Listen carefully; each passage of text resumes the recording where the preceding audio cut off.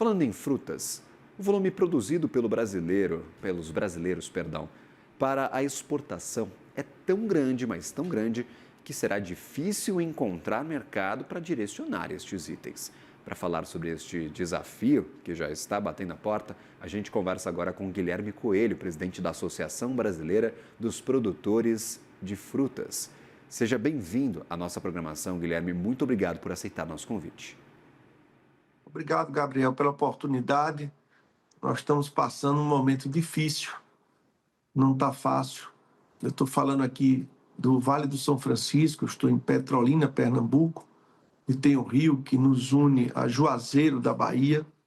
Nós somos o maior polo de fruticultura do Brasil. E a manga é a fruta mais exportada do Brasil no ano passado. E nós temos uma safra que é muito pré-estabelecida, que a gente faz há décadas, que a gente fala que é a safra americana da manga. Ela geralmente começa a primeira semana de agosto, ela dura 90 dias, depois ela se encerra, onde a gente tem uma força-tarefa de exportar cerca de 2.500 containers para os Estados Unidos. E até a semana passada, nós estávamos antes de o governo americano colocar o que saiu da tarifa e o que continuou, a gente tinha uma esperança de que a manga não iria efetivamente entrar nisso, porque o próprio secretário-geral americano, num comentário que ninguém perguntou a ele, ele comentou a semana passada nas redes, dizendo que tipo manga, cacau, café, que os Estados Unidos não produz, não tinha por que terem tarifas. Isso não aconteceu e nós estamos hoje aqui muito preocupados porque estamos tratando de fruta que é um produto perecível. Só para a gente ter esse destaque, já que você fala sobre a tal safra americana, quanto desta tal safra americana normalmente vai para os Estados Unidos? É a maior parte, já que eles são grandes consumidores? Ou isso, em parte, por exemplo, absorvido pela demanda interna, vai para outros países? Por que o nome safra americana, por favor? Muito bem lembrado. Os Estados Unidos não tem manga. Então, antes da gente mandar, maio, junho e julho, quem abastece os Estados Unidos é o México. Então, o México, essa semana, um pouquinho na outra, está concluindo sua safra. A gente entra com a safra de manga, como eu disse, nesse período. Daqui a 90 dias, o Brasil conclui a safra e entra outros países, e aí roda o ano todinho, tá certo, o fornecimento de manga para os Estados Unidos. É mais ou menos assim que funciona. E essa safra tem coisas características dela. Primeiro, a duração, são 90 dias, tá? Se você for falar da Europa, nós mandamos manga para a Europa o ano inteiro. Estados Unidos não, a gente manda nesse período, tá? Então, a nossa preocupação é que existem as exportações que são planejadas há muito tempo, né? Tem toda essa parte de embalagem, de mão de obra, você tem que deixar o packing house, que é o lugar onde você embala tudo organizado, em termos de pessoas, em termos depois a logística de mandar essas frutas nos navios, entendeu? E com isso vai ficar inviável economicamente. Então, a gente está aí numa expectativa ainda, né? Porque foi jogado para o dia 6 de agosto, e que a gente possa incluir a manga, tá entendendo? A manga, a gente está vendo assim, que a coisa está inexplicável, não tem o racional. Por que a manga não entrou nessa isenção?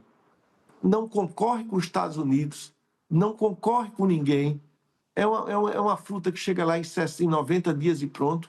E hoje eu já começo a me preocupar não só mais com a manga, porque o Brasil não só exporta essa fruta manga para os Estados Unidos.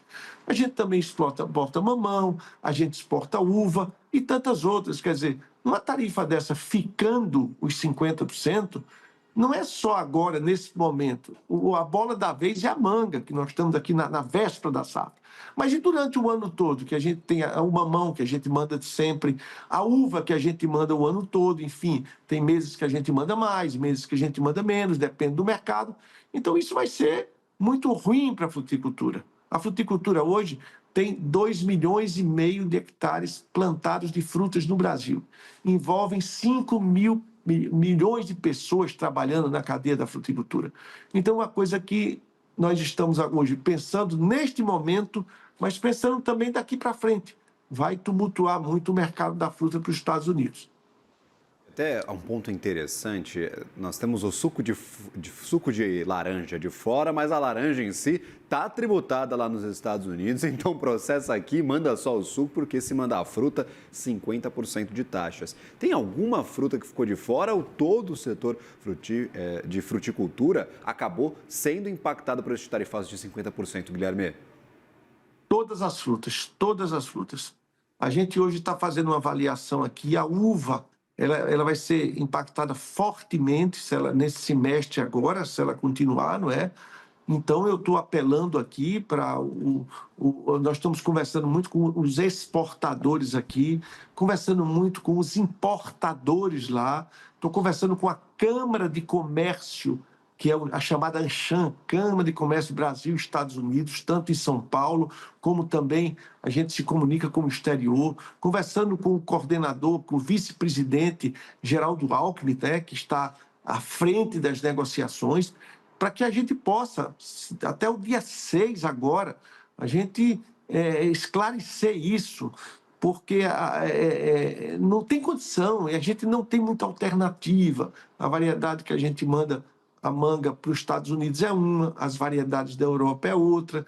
Se a gente mandar a manga aqui para o mercado interno, não vai ter condição, porque o preço do custo de produção é muito maior do que vai ser vendido. Então, é uma situação muito delicada. Delicada hoje para a manga, hoje, que afeta mais, mas delicada sim para a fruticultura nacional, essa taxa permanecendo como está para todas as frutas. Meu caro, você menciona 90 dias de safra, plantio e colheita muito rápidos. A gente sempre fala que a preocupação é que os custos no agronegócio eles vêm antes desta garantia de receitas. A gente tem que montar estes custos agora. O produtor já tomou crédito, já comprou insumo, já fez este investimento ou está para fazer? E claro, se nós tivermos a perduração dessa taxa de 50% para além do dia 6, é possível que a safra não aconteça no Brasil? Veja só, exatamente isso. Nós estamos agora no pico, vamos chamar assim, do caixa vazio, porque foi lá atrás que nós recebemos muitas vezes os financiamentos bancários. É importante dizer que afeta toda a cadeia produtiva da fruta, o pequeno, o médio, o grande, todo mundo lá atrás, tá certo? Pegou o dinheiro do banco, é normal, é natural, é do agro, investiu o dinheiro que recebe para pagar a mão de obra, pagar os insumos, pagar óleo diesel, pagar, enfim, tudo que precisa para que a manga seja e a fruta seja produzida. Então, agora quando você começa a mandar a manga, geralmente o importador lhe manda um percentual do valor. Olha, na hora do embarque, nós vamos mandar aqui 20%, 30%. Aí já vai entrando dinheiro. Depois que chegar lá e a gente vender, eu mando mais 30%. Depois, quando fechar as contas, mais... Então, agora está na hora do dinheiro entrar. Então, o caixa do produtor hoje, do exportador, é o mais vazio, porque todo o dinheiro foi gasto porque a fruta está pronta para ser exportada. Então, isso tem que ser visto pelo governo. Eu estou conversando com o Ministério da Fazenda. Como é que a gente, uma hora dessa, por exemplo, ACC, chama-se Adiantamento de Crédito, que vai vencer, que é um dinheiro que você paga, que o governo lhe dá, que você paga com a chegada do dinheiro das exportações. Isso vai ter que ser jogado aí para 360 dias, 720, o que for. O custeio que você paga anual do banco, tá certo? Isso vai ter que ter uma carência aí de 2 anos, enfim, alguma coisa. É uma coisa que... Eu vi agora uma entrevista aí, tá entendendo? É uma coisa que pega todo mundo, não se livra ninguém. Tá? E cada local do país que é atingido, nós que somos aqui da fruticultura, isso tem cidades, tem regiões que vivem do agro da fruticultura, que aí isso desenvolve o comércio, desenvolve muitas vezes a pequena indústria, os serviços, mas a base, o dinheiro que entra é da fruticultura, que é o caso nosso aqui do Vale do São Francisco. Guilherme, quais as demandas do setor? Claro, para além de negociar e não ter o tarifaço de 50%, que eu imagino seja a demanda de todos os setores produtivos, caso efetivamente aconteça, quais são as demandas para que os impactos não sejam tão severos? E o que pode acontecer com essa manga que será colhida, não pode ser enviada para a Europa porque a variedade é diferente, nem consumida no Brasil porque os custos são maiores do que o preço pode ser cobrado aqui internamente. O que pode acontecer com a manga colhida e também quais são as demandas do setor para que os impactos não sejam tão severos caso o tarifaço aconteça? Não, veja só, as demandas são mais ou menos a que eu acabei de lhe dizer. Jogar Perfeito. vamos supor, esses empréstimos para frente, tá entendendo? Com carência, ver como é que o governo, a gente ouve falar na imprensa de que o governo possa comprar isso para merenda escolar, mas eu quero só dizer é que a quantidade é enorme. Você tem que fazer toda uma logística para isso, tá entendendo? Para que a gente possa efetivamente escoar, porque senão não tem conversa. A manga não será colhida, a manga vai estragar e as pessoas vão ser demitidas se não tem manga para colher. Por que é que você vai ter o trabalhador rural? Então, não casa uma coisa com outra. Tá? Isso é muito preocupante, mas eu tenho fé, eu estou diuturnamente conversando com quem quer que seja, para que a gente possa reverter isso até dia 6. O jogo não acabou, as negociações estão abertas, eu não tenho deixado em paz ninguém do governo, nossos importadores lá também, que falem lá, pressionem lá nos Estados Unidos, para que a gente possa ter uma solução. Não está razoável, não é racional o que está acontecendo. Não tem explicação. Os Estados Unidos não têm a fruta, não tem agora, somos nós que colocamos a manga. E isso também eu estou falando de hoje, mas o problema vai se avançar para todas as frutas que nós exportamos para lá. Isso vai ser a bronca. Hoje é manga, daqui a pouco é mamão. A uva está chegando aí, abrindo, batendo na porta. Quer dizer, é uma cadeia toda que vai se atrapalhar.